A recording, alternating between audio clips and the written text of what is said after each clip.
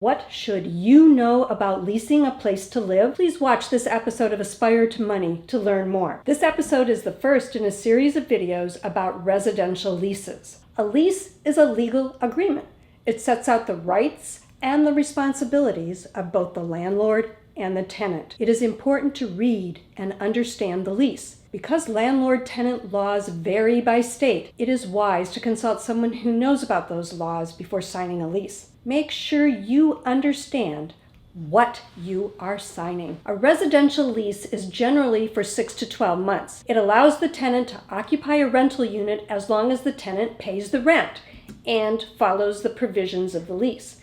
It usually does not automatically renew. During the term of the lease, the landlord cannot raise the rent or change the other lease term unless the changes are specified in the lease itself. Of course, you as the tenant can also agree to a change. If you do so, have that put in writing. If you have the consent of the landlord to continue living in the rental unit after the lease has expired, you usually become a month-to-month tenant with all the other terms in the lease still applicable. For example, you might be willing to agree to a rent increase before the lease has expired because the landlord is agreeing to allow you to use an additional parking space. The lease should spell out the following. 1. The length of time the lease runs. 2. The amount of rent and deposit the tenant must pay. 3. Whether pets are allowed. 4. Who pays for utilities. 5. The number of people who can reside in the property. 6. Whether the tenant can sublet the property. 7. The rules around the landlord's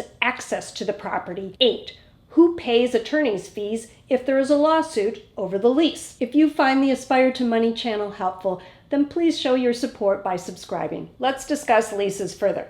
What if you have a 12-month lease, but you want to get out of the lease after only 6 months? This is sometimes called breaking the lease. In general, a tenant has a legal commitment to pay rent for the full lease period. There are very few exceptions. First exception, the landlord consents. Again, get that in writing. Second exception, the landlord has failed to make critical repairs or complied with health or safety laws.